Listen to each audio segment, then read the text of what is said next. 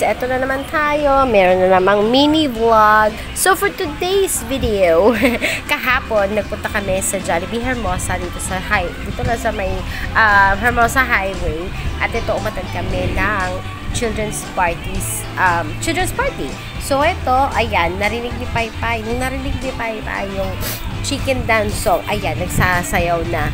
Imbes na mag-focus sa kanyang game, nagsasayaw na pati dyan sa imbes yung turn niya na to ha, na mag-serve nung ano tawag mo dyan, yung plates, baso, tsaka ano, basta yan turn na dapat na yan, nagsasayaw na naman, tungtuwa na naman yung pag-get sa chicken dance.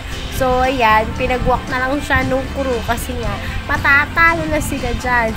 Sige, walk lang siya, walking.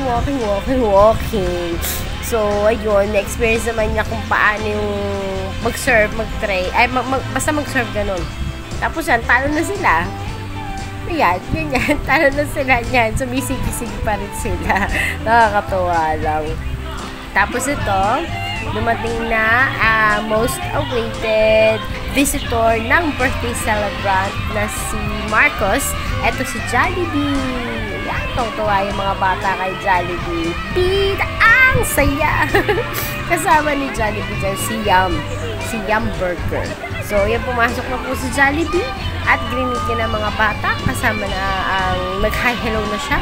And then, si Yum ay papasok na rin dyan in a minute.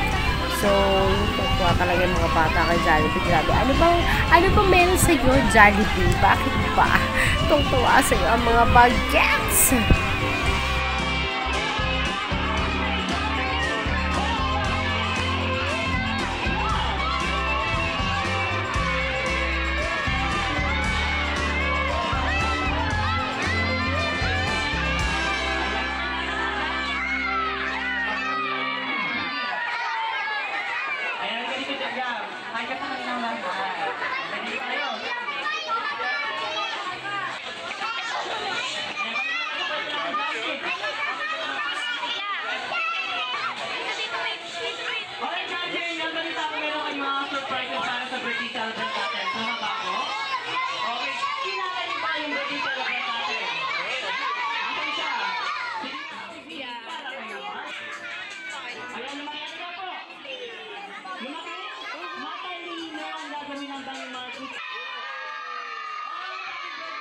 Kaya naman kung ready na sila dyan.